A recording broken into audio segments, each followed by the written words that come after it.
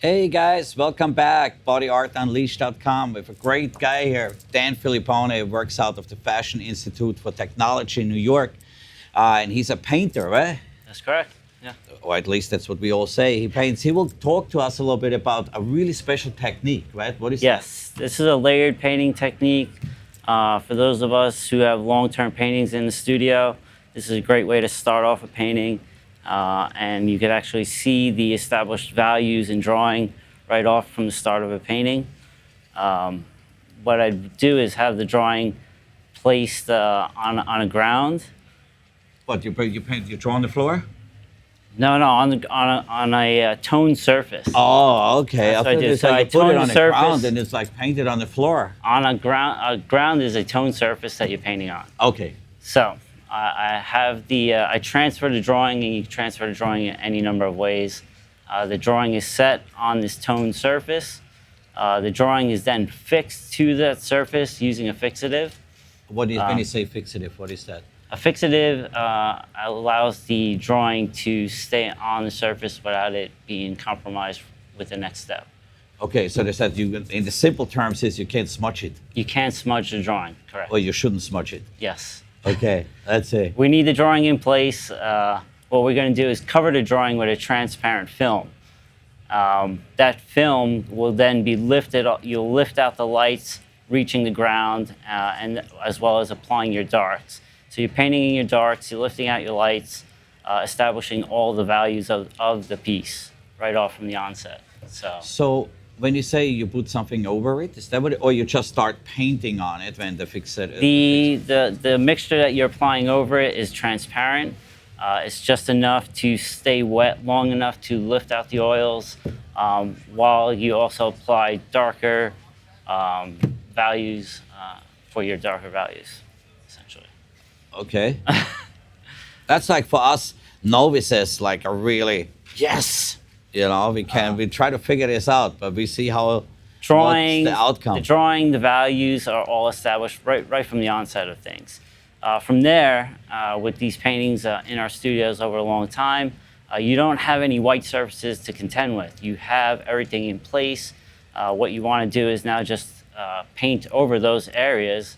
I usually start from back to the foreground.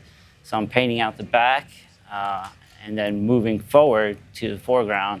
So why you do that? Why you do the paint first? The drawing Or the back remains one? in place. By layering the painting from the background to the foreground, it just creates a more substantial spatial sense. So more depth. More depth. Correct. Okay. And it's easier when it comes from the background first. That's correct. Yes. Interesting. Holy change. And throughout the process, you have your values, you have your drawing, and all you're doing is layering it up by way of color, and while maintaining your values. And then later, your details would follow. So it's an old master's technique.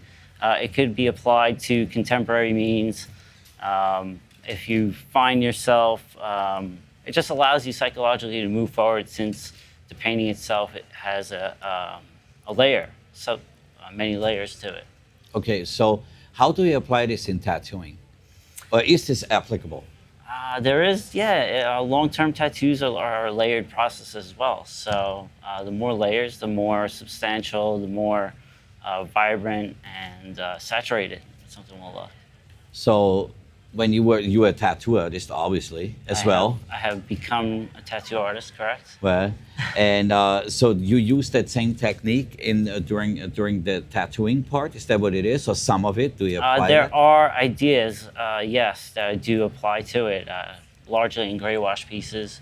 I'm thinking and setting up the values early on in a similar fashion. So that means you would work with a client more often when they come back, right? So it's That's not just like that you have one shot, like the No, good old no, days. it would be, in and out, like the burger. Multiple sessions, yeah. Multiple sessions. So how do you explain this to your client when you use this in the tattooing segment? Well, when a client comes to you in the shop and he says, like, I want to get this tattoo done, what do you tell him? I'll be done with you in 6 months? Yes. That's it? Yeah. So you have to take it more time consuming, is that what you say? Yes. Yes, absolutely. So, do you think that this is a good way to start a new tattooing movement, that people should layer and come back more often and finish a tattoo over time instead of making it in one shot? Or what's the advantage of it? I think a tattoo would benefit from multiple sessions. If large enough, it definitely requires it. Um, yeah, I think. Yeah, I think. So why did you choose the style, or is this a style where you started think- out as a painter and then you turned this into an advantage or into a support system for your tattooing? I think knowing values is really important, and this technique really emphasizes knowing and seeing your values right from the start. And That's actually interesting because we had a question earlier to Dave Paolo from some reader, which was, how do you define your values? Is that a proper question to ask? I can identify values, and in the tattoo process, it has to be layered. So I think there is some correlations between these two. How is the best way to define the values for somebody who doesn't know what it is? How can we explain this to How them? can we define values? Value refers to the lightness and darkness of anything. So you're looking for any dark, middle, or light tone, essentially. Okay, so you basically separate them prior, and you think where you want to have the dark spots, the shadows, Correct. right? Like to get the distance and get the depth in the whole piece in the 3D section. Then you go in the midtones and the light switch where the light comes in from and which angle.